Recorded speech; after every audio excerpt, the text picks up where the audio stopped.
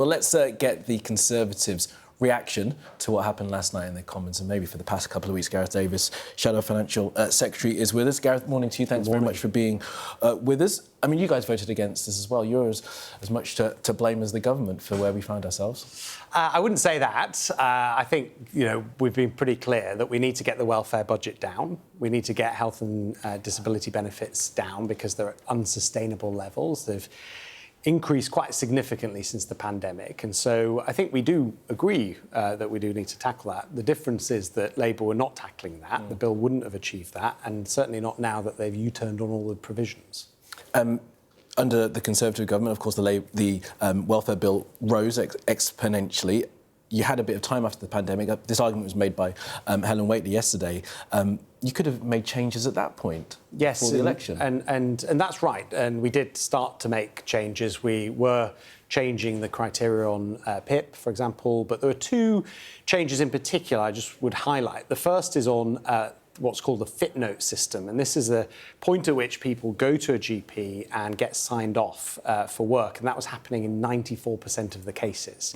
And in many instances, of course, there are some people who cannot work and should not work because of their condition. But in many instances, there are people who can work. And actually, it may be beneficial if they do work. And so we were going to reform that system to ensure that there was more of a focus on what people can do rather than what they can't do. And then once they're in the benefits system, of course, it's a perpetual cycle. And so there's a thing called work capability assessments that we were also reforming, which again would focus on getting people into the workforce. And so those are reforms that the OBR have been clear would save billions, but also mean that we have a more efficient welfare system. I mean, how many people would lose their benefits under the Conservative plan, do you think? You said 94% of people were getting this sort of fit note thing signed off, which you're suggesting was way too high. I mean, what sort of percentage do you think? Well, I don't know what the exact percentage is, because obviously it's done on a case-by-case basis. But the OBR, for example, on the workforce capability assessments, projected that it would save about £2 billion in 2030, and there would be hundreds of thousands that would be brought out of the welfare system and into work. And so it would have a material impact. But I think the point here is that there's no one single measure that we need to take. And last night was, even before the U-turns, it was about, saving money because Rachel Reeves needs to find more cash because they've been spending too much. But what we really need is wholesale reform. You'll remember we introduced universal credit a few years ago, and the purpose behind that was to simplify the system and make sure that work always pays, because ultimately we need, we need more people into the workforce. And last night won't achieve that. I mean, you'll know that universal credit, of course, is they're not getting rid of that. They've modified it slightly. Is it the Conservative position that there are just too many people who are abusing the system and taking benefits when they shouldn't? I think there is a degree of fraud in the system, but I think it's deeper than that, in that there is a sort of presumption of signing people off work in many instances, and I think that's where you get to the 94% on the fit note system, for example. And so having a more nuanced, specialised approach to assessing people's ability to work, I think is the way forward.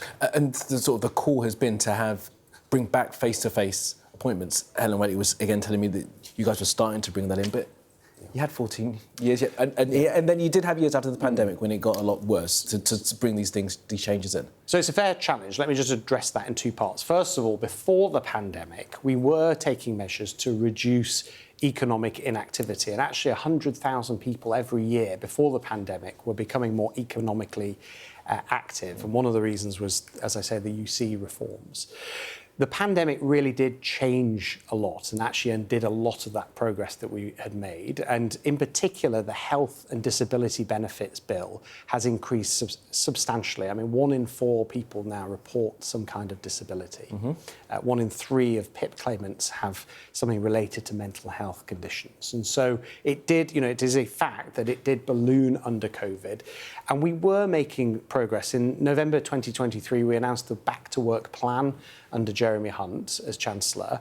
And this would have reformed, as I say, the system and ensured that we start to claw back those... Well, look, Gareth, if it's so important to you, and Helen Whately said it was very important to the Conservatives, why didn't you back the government on this and then work with them to improve improve the legislation. We just don't think that they're committed to this. I mean, well, they are committed. They've had a massive rupture in their party to try and get this through. I mean, this is the thing. The Prime Minister did start off by saying, look, we'll find savings of £5 billion. You know, that's good. But you weren't backing go way that either. further. You were blackmailing him with no tax rises to make sure that you would get his support. Well, you weren't being serious about his support. The point is that, look, by 2030, we're going to be spending £100 billion if we do nothing on health and disability benefits. That's more than we spend on defence. That's £1 in every £4 raised from income tax is going to go to health and disability benefits. That's not sustainable. It's not good for anybody. And our point was that even at £5 billion, that's a drop in the ocean. It's not going to do enough. We believe in actual reform of the welfare system, and that's why we couldn't support it. OK, Gareth Davies, Shadow Financial Secretary to the Treasury. Really good to have you this morning. Thanks very much for being with us. Thank you.